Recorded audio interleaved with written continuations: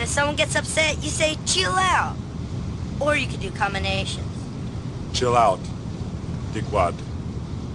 That's great. See, you're getting it. No problemo.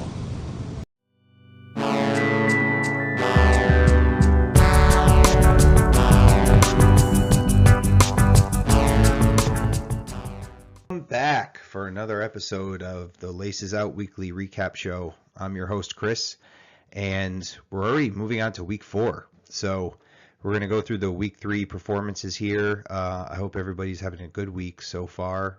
I'm hoping to get this out on Wednesday this week, and we have games that start up for week 4 on Thursday. So let's jump into it.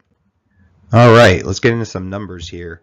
I'm seeing some weird trends emerge this year specifically with some of the teams in our league, and I'm going to go over that in a few minutes. But for this week, the average team score was 109.74, so that was down about 1 percentage point from last week. Not a huge shift, but it is a decrease.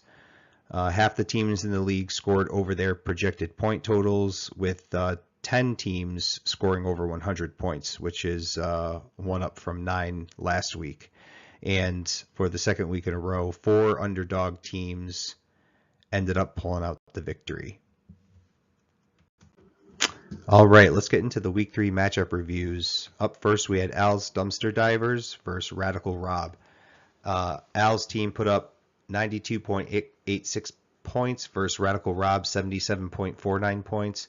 Jameer Gibbs, Jake Ferguson, and Roma Dunze led the way for Al's Dumpster Divers, while T. Higgins, Zay Flowers, and Ashton Genty failed to live up to expectations for last year's champion, Radical Rob. Alex moves to 3-0 and into first place with this win, so despite not putting up 100 points, still holds on to that win. These are the ones that count late in the season. You're trying to make it to the playoffs. These are the ones that count when you can squeak out those wins. And this series now is officially tied at 2-2 all time versus the two teams. Dog Pound versus Page's Primo team.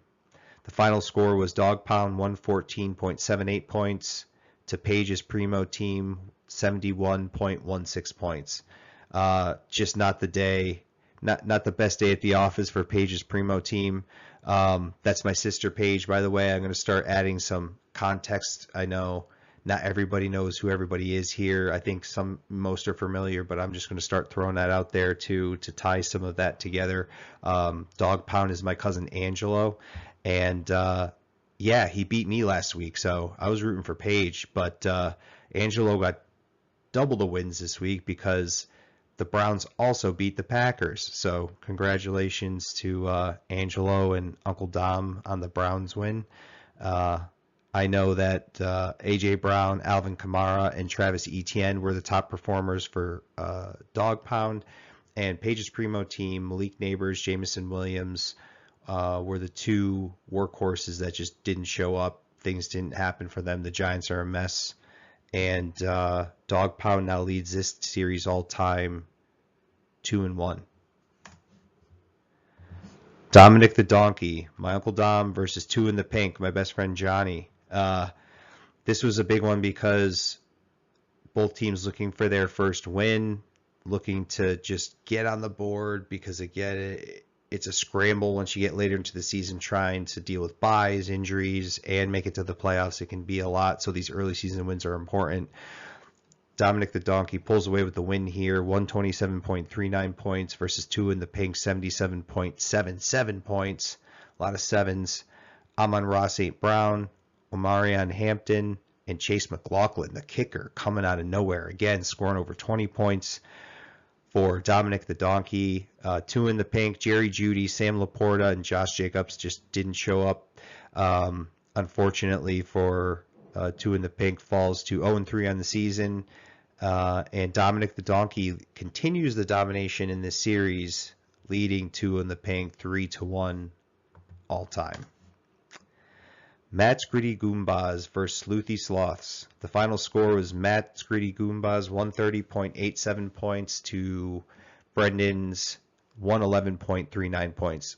Respectable showing from both teams.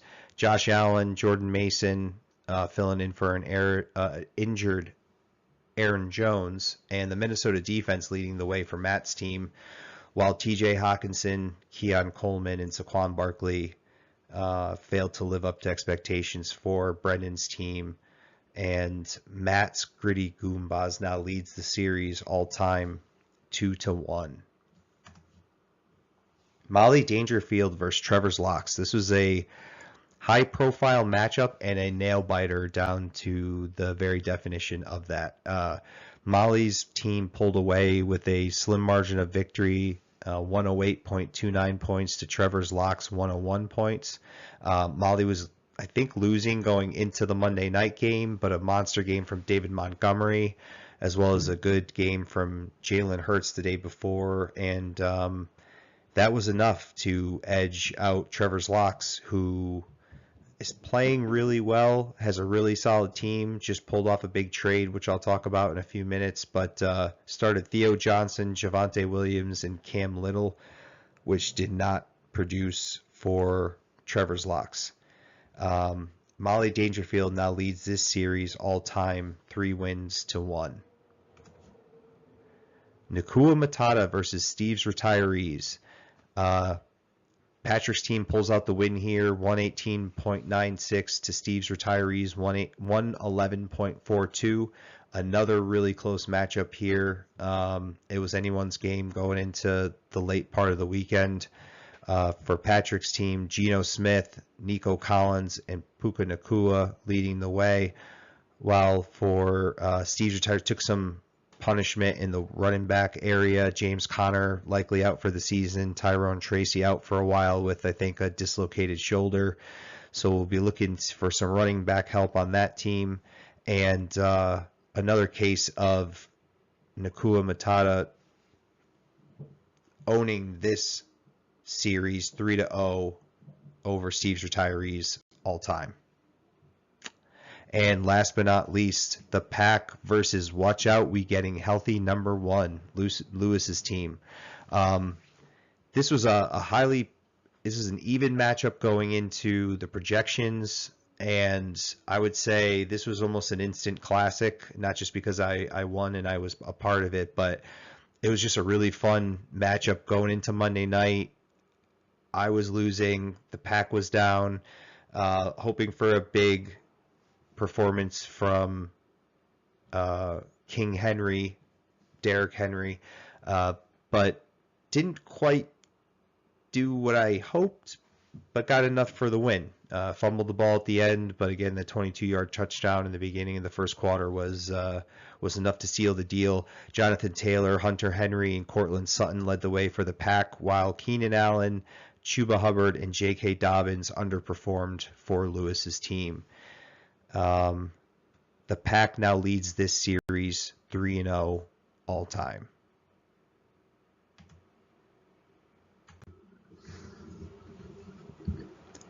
Weekly awards. This is where we're going to go down a little bit of a rabbit hole, but it's fun. So the Pack scores another Beauty of the Week, 2 out of 3 weeks, while Beast of the Week was Paige's Primo team at 71.16 points. Large in the margin, largest margin of victory, Dominic the Donkey at 49.62 points, while also securing the Cuff and Link Award for underdog win. Projected to lose by 15 points, ended up winning by 49.62 points. Solid win for Dominic the Donkey to get into the win column, while the Pack pulls out not only the Beauty of the Week, but the Anxiety Award with a margin of victory of 3.6 points. Let's do a deeper dive, though, into that Beast of the Week. So Paige's Primo team put up 71.16 points, and it got me thinking, let's take a look at projected totals of teams' past performances and the underperformers, just to see, hey, based on what we're expected to score each week, what does that look like when we don't live up to expectations? How bad do we miss when we miss? Dad, I can't believe you're being so stingy. Robert, It's a come simple back business down. decision. You fucking jagaloons! You're failures! Failures! Hey, you're embarrassing yourself, you geriatric fuck! All right, let's take a quick deep dive into some numbers here. With Paige's 71.16 points, I got curious to say, hey, she was projected to get 115. Where does that stack up in terms of biggest disappointing performances based on projected point totals? So I did a little deep dive into the numbers, and actually Paige's Primo team this week had the number one biggest disappointing performance based on projected point totals so far in the 3 seasons. Was projected to get 115, only scored 71. That's about a 44-point difference over projected. But it also exposed a little bit of a deeper trend in our league. As you look here, already so far this season, 2025 accounts for 6 out of the top 10 biggest disappointing performances to date for our league. Going back through week 1, we had Paige's Primo team, Sleuthy Sloths, Two in the Pink, Paige's Primo team again, Radical Rob, and Matt's Gritty Goombas, all in 2025 accounting for some of the biggest negative variances on expected points versus projected. So what does that really mean?